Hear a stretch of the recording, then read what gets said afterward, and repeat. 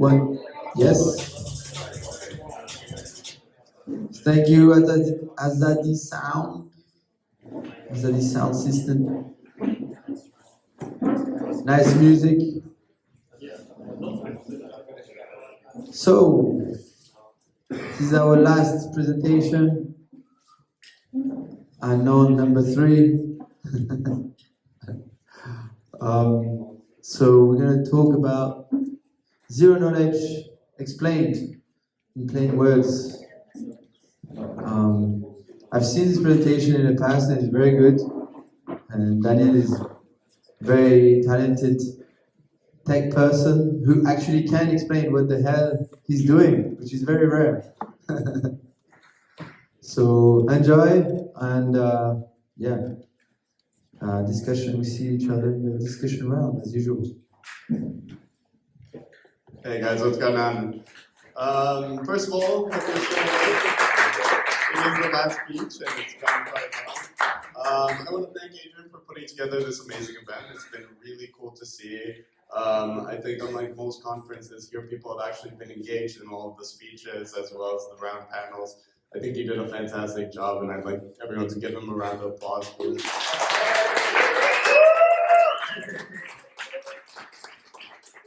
So, today we'll be talking about ZK 101. What is it anyway, and why should you care?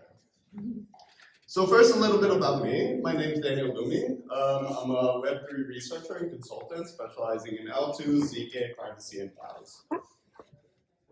So we'll be talking about why should you care, what is a ZK proof, how do they work anyways, and then applications for ZK. So why this talk, right? Essentially, for years, it was this small group of us geeks that gave a shit about ZK, and no one ever heard about it. It was just math. And with the advent of ZK EVM, all of a sudden, everyone's talking about ZK, and no one really seems to know what it is, especially if you ask mathematicians about it. They'll go into polynomial commitments and private-based recursion. People just get like glanced over eyes. So maybe you talk to your friend Adrian here, and he'll start explaining to you hyperplunk. He'll go into quotient checks, or again, private-based recursion, or some of the other intricacies, and you're gone, right? Or maybe you start getting into ZK, and you get excited, you start doing a little bit of research, and you come across Ariel's speech on Hassan's theorem. I don't recommend it. He seems to forget not everyone has a PhD in mathematics. Right? Or maybe just you're a random shitty YouTuber talking, you can make lots of money. Please don't sue me, BitBoy. So, why should you care? It's math! Yay! Okay, I'm done. See you guys. So you might say to me, okay, I like math, but who studies it for fun, right? Or you might say, fuck math, right? But they're really, really cool, I swear. Like, stay here for a moment, listen. I'll try to get you excited about it. So Vitalik recently on Bankless podcast said he thinks that ZK snarks are as important of a development as blockchain is, right? I actually disagree with that. This is a new field of math. I think it's more important. Oh yeah, I said it. I disagree with Vitalik. What? Come at me, Buff Vitalik. So, thousands of years ago, when we first came up with what is considered the modern version of algebra, there was a few farmers that thought, great, I can farm carrots a little bit more efficiently. Or, great, we can calculate the largest common denominator in a square to figure out what size the tile should be. But thousands of years later, algebra is in everything we do. We couldn't have computers, we couldn't have internet, we couldn't have architecture, modern manufacturing, we couldn't have gone to space. And proofs have actually been around for a very long time. In fact, we learned it in school, right? But the difference in proofs back then is you essentially needed to prove each and every individual situation separately. You'd have a book of just math, and if you fucked up, that proof doesn't hold up. And around 2016 to 2018, we came up with essentially a non-interactive version, a generalized proof, right? What does that mean? It's kind of like comparing a calculator to a computer. A calculator did one thing very well, but computers can run any program on them, right?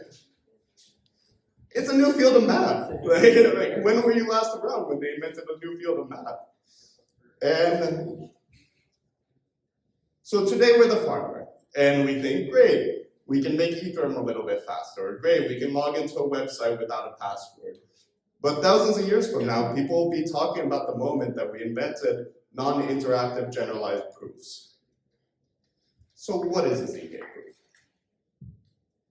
And this is sort of an overview, we'll go more into this. The idea is that the way that technology and accounting currently works is you need to, let's say accounting book, you need to have every single transaction to get to the final result, right? Or you need to run every single step in a program to prove that it happened. So the example is like a receipt, right? You need to list cucumber, you need to list ice, and the price of each of them so you can get to the total. In a ZK world, essentially what you can do is you can just show the total. And that's it, you don't need the steps before, right? It's a new form of a cryptographic proof that essentially allows you, the prover, to prove something to someone else, a verifier, without actually showing any extra information. They can just trust that it happened. So how do ZK proofs actually work? And this is sort of the most common explanation given of a ZK proof, right? So there's this game called Where's Waldo? It's an old French book, right? And the challenge in a zero knowledge world is, let's say you found Waldo, and you want to show your friend you found Waldo, but you don't want to show where Waldo is so they can spend an hour trying to look for it. So what can you do? Try to find Waldo, first of all. He's there. It took me a really long time to find Waldo here. So what you can do is you can essentially just cut out the shape of Waldo, and then you can send it to the verifier and they see you found Waldo, right? And again, I actually like this example more, and it's a little bit more accurate towards actually how zero knowledge proofs work, right? So let's say you're playing Sudoku. Maybe you have a friend, you're both doing the same Sudoku, and you want to prove to your friend that you figured out how this works, or you figured out the puzzle, but you don't want to show the friend the answers. He should do it on his own. So how can you prove that you completed this without doing that? Essentially, you can just cut each row and column and put them into, well, cut them out, put them into a list. Maybe you can shuffle around the numbers a little. Then you flip them all upside down, and that's what you send to the verifier. And the verifier then can flip random rows to check, yeah, he did every row and column where there's only 1, 2, 3, 4, 5, 6, 7, 8, 9 without cheating, right? Or without having the numbers twice. And this is actually probabilistic. You don't need to flip every single row to tell for a very certain fact that they did it correctly, but that's a bit complicated. So that sounds good, but how do I actually create a proof? And this is actually something my girlfriend said while I was putting this together. It's kind of hard to explain without going into the math. The simplest example that I can give is, it might be hard to understand how a computer works with zeros and ones. But essentially you have these zeros and ones, they go through logic gates, you have a circuit board with many logic gates, and that's how on a computer you can prove that a program ran correctly, right? ZK is kind of like a virtual circuit board, right? So at a low level, ZK proving and verification systems also use logic gates. They get a bunch of them, and then you can make a proof to show that you really did play Waldo correctly, right? And it actually doesn't use zeros and ones, that's just to simplify it a bit. So we can zoom a little bit into the proof, right? So this is an example. Let's say you want to prove to someone that your passport is still valid, it hasn't expired, right? So what you can do is you can take a digital version of your passport, you can hide the information you don't want to show, right? Then you can use the public inputs, which is the date of issue, the date of expiry, the name, right? And then you actually do some calculations on it, and all that together, the calculations, the public and private inputs, is something called the witness. Won't go into that right now. Right? And then you essentially take the public inputs and the private inputs, you do some relational, you run it through a circuit that does some relational comparisons to say that your passport number is actually in a database hosted by the government, and they provide a digital signature. So when you send, the prover makes a proof, and you send that to the verifier, you also send the circuit. And using this, they don't even have to check the database. They know for a fact that this information is correct, and your passport's still valid. But again, if that confused you, that's okay, right? Because this is my hope for essentially ZK proofs, at least for most applications, is back in the day, when we had computers before Windows or before Mac, every single computer needed its own operating system. If the GPU was different, if the CPU was different, you needed a new operating system. And then came along Microsoft, and they made DOS. And it's a generalized operating system that can run on any computer, right? That's kind of my hope for ZK, right? With something like ZK EVM with Circum, you won't actually need to know the underlying math to be able to write programs on top of it. And this is actually something that someone just asked me to include. You might have heard of Starks or Snarks, right? What's the difference? All you really need to know is that Snarks are cheaper to submit onto a blockchain and faster. Starks are more secure, but essentially slower, right? That's, genuinely speaking, all you really need to know.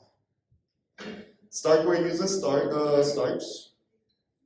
Essentially, the rest of the protocol use Snarks, and part of that is, again, because it's cheaper to verify on a blockchain, and blockchains are very expensive to verify something. And it's actually an older technology also, so there's more documentation and tooling. So here's some applications for ZK and how they'll change the future. So the most important thing that you really need to know about ZK is its verifiable computation, right? So this is the way a blockchain currently works, right? You have a network, and every single one of the nodes needs to run every single transaction that goes through there. Every single one of them, and they're doing essentially the same work as everyone else because you need the majority of them to be able to tell the truth so that they can actually prove that, I don't know, Daniel has money and can send it, right? And let's say you have a network of 3,000 nodes, and each of them spend 5 seconds computing a block. That essentially means around the world, there are computers wasting 4 hours of re-execution. Right? And honestly, that's just wasteful. This is why blockchains don't scale. And ZK is a new paradigm in computing, right? So the idea is you don't have to do all of that accounting. You don't need to run all of those applications. If one person did that, you can trust it, right? In practical terms, that means you can have Bitcoin with one node. And it's the same level of security as having currently, we have about 16,000 nodes, every single one of them re-executing the same transactions, doing a crazy amount of work, playing proof of work, right? And again, because you have to have the majority telling the truth. And with ZK, just one node actually doing the transactions. The rest can just verify, right? And sort of the most known example of ZK applications in blockchain is scaling a blockchain, right? And this is currently how a blockchain's capacity and computational time works. So imagine each of these blue dots is a separate transaction, right? So the more transactions you have, that's how much more every single computer on the network needs to do. And the problem is we kind of want you to be able to use something like a MacBook, or preferably a phone, to be able to do this, so we can get more than 16,000 nodes so that some government can't just come in and hijack the protocol. So Ethereum and Bitcoin, they put what's called a block limit. So in Ethereum, it's 30 million gas. And that essentially limits the transaction throughput for about 15 to 30 transactions a second, right? And it depends a little bit depending on how complex the transaction is. In ZK, this is a little bit different, right? So again, one computer needs to do the work. And so the more transactions you get, you see this light blue line. It's quasi-linear, so it's not exactly, if you have 2 transactions, 2 times more work. If it's 3 transactions, 3 times more. Maybe it's 2 is 2.1 times more. 3 is 3.2 times more. But again, it's close to the same amount of overhead added. But the difference is the verifiers, all the other computers like the MacBooks, can just verify the transactions, right? So instead of having 30 transactions, you could have 10,000 transactions because only one computer needs to do the work. And even if that one computer stops, that doesn't change anything in the security settings. Someone can just come up with another computer and move it. They can't lie. And this difference from the dark blue line, which is normal blockchains, to this verification time is essentially how much you can scale a blockchain. So for Ethereum to become the backend of the internet of value, we need at least 20 to 60,000 transactions per second. That's how much Visa does. Ideally, we actually want a lot more. And 60,000 is on a holiday for Visa, by the way, transactions per second. So how do we scale Ethereum, for example, like ETH, right? So right now there's about 15 to 30 transactions per second.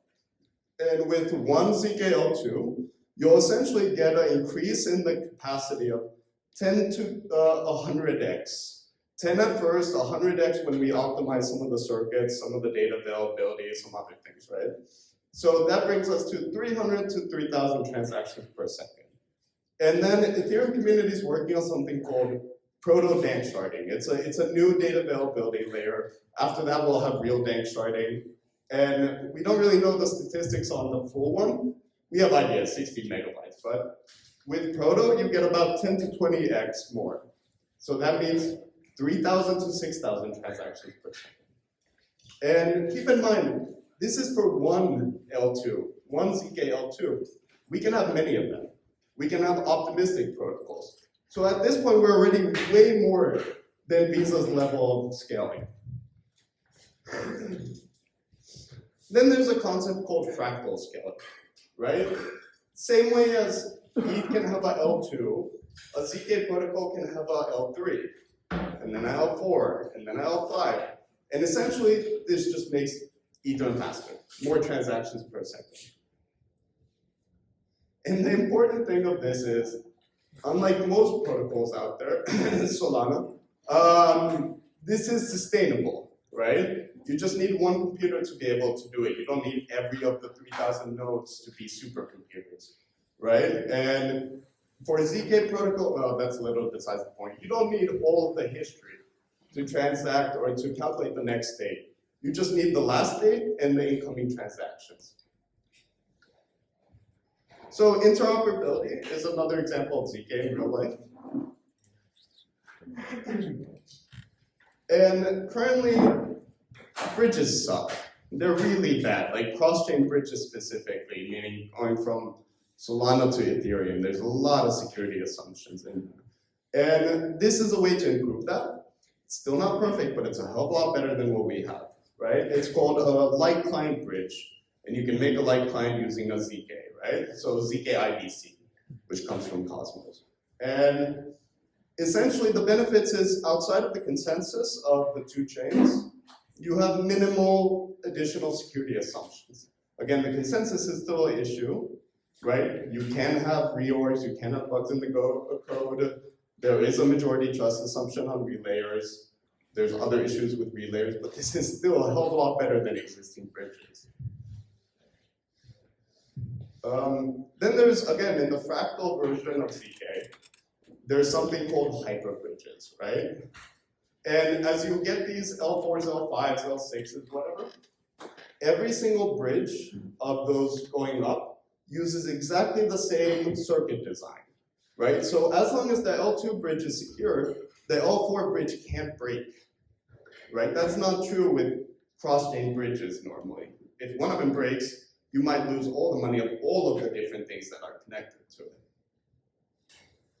Oh, and then you can use a cool sort of ZK magic / data availability magic. Let's say you're trying to bridge from here to here, right? You don't have to sort of bridge it down here because it's wrapped tokens on wrapped tokens on wrapped tokens, right? Which is normally how you might bridge to Solana, then to Binance, then somewhere else, and you just kind of have to go backwards in the path to get the original out.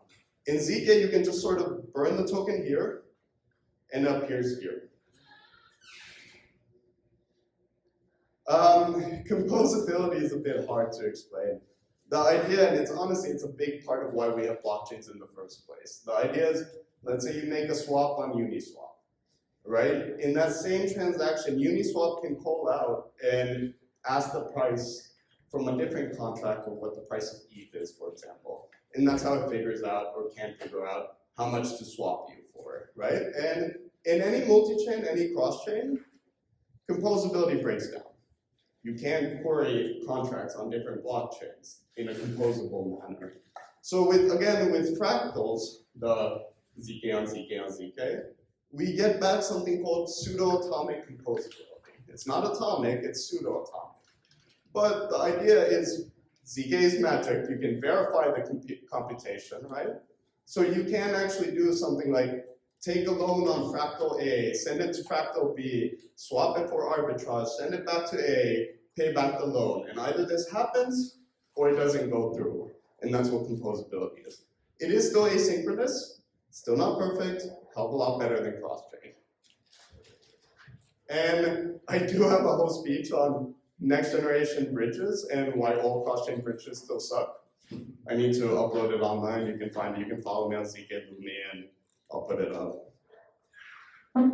Another use of ZK is identity, right? So every time you sign up for Uber or Facebook or whatever fucking service you sign up for, every single app, every single website, you have to put in your information in there, right? And if any one of those gets hacked, you just lost your information and it's out there forever.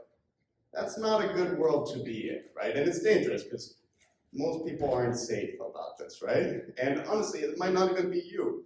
It might be the company that's fucking up, right? Or just selling your data for money. So let's say you have a service, right? And you have to prove you're, let's say, over 18, right? You actually have to send them you're 32, right? And then essentially this database has to store that information. They can sell it, someone can hack them, or they can just use it for targeted advertising, right? With ZK, you can just prove that you're over 18, right? And maybe the database still stores it, but honestly, you could be 18 or 32 or 105, and all of a sudden that information becomes a lot less helpful for someone trying to target you or serve you targeted advertising. Or let's say you want to use a bank, right? And you have to prove the fact that you're not from a sanctioned country, right? So you have to send them, you're finished. And again, they store it, they might lose it, maybe your passport leaks, maybe someone hacks them, maybe they just like selling your information because turns out that's their business model, right? With ZK, you can have a digital version of a passport and just say, I'm not from a sanctioned country. Again, there's a lot of countries in the world. That's a lot less useful for someone to try to target you with. Or let's say you want to go to a Bored Ape party, right? Or a Discord server, a private Discord server. So today you say, I have Bored Ape 334, right? Now everyone knows your address. They know all of your transactions. With a ZK proof, you can just prove you have a Bored Ape. Right? And then you get into the party, maybe you get drunk, then you can disclose it to your friends that you have 334 and they can look at your financial history, right?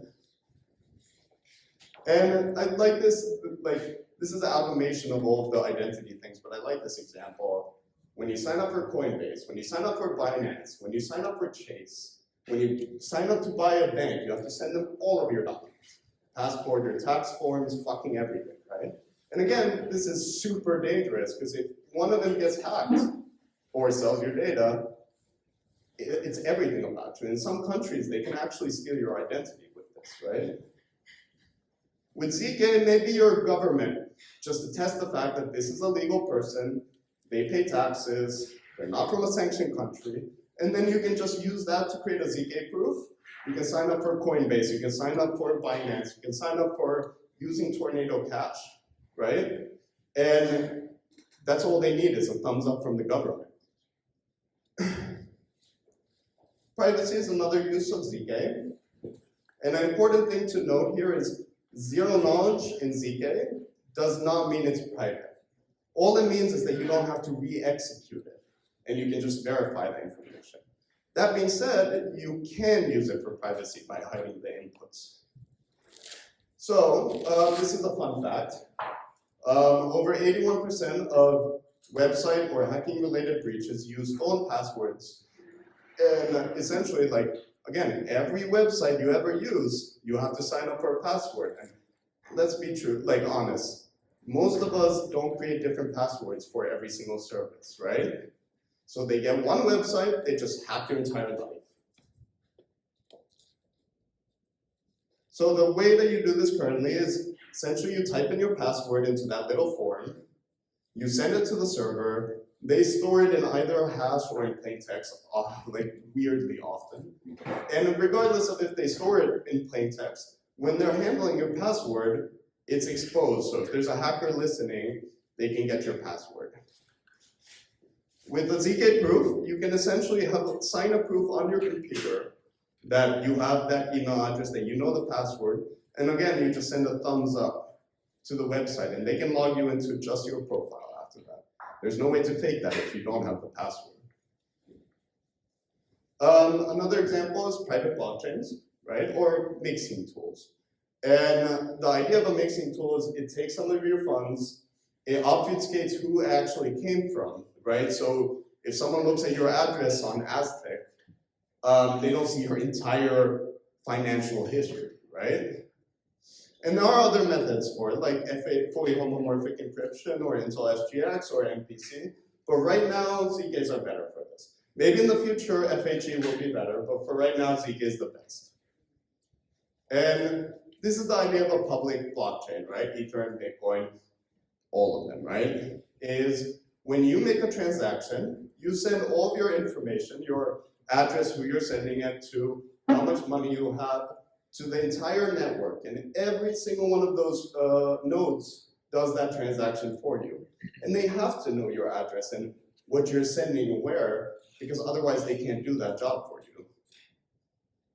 In a private blockchain, you can essentially make a proof on your computer showing I have this address sending somewhere else, I have enough money to do this, right? And then you send that proof to the blockchain, they just verify your proof, roll it up into another proof, and your transaction's through, but no one in the network ever found out who you are, how much you sent to someone else. If you do have funds on ETH, maybe you paid in a conference with your wallet, you should not do that. It's very public, right? You can use Aztec Connect to spin up some new wallets on Ethereum without having a tie back to your original address. I also have a speech on privacy in Web3 and how to improve privacy protocols to prevent malicious users and hackers. I don't want to help hackers either, right? With ZKs, you can actually prove some of this. You can make it impossible for a hacker to use a different speech, right? Again, follow me. I'll upload it at some point.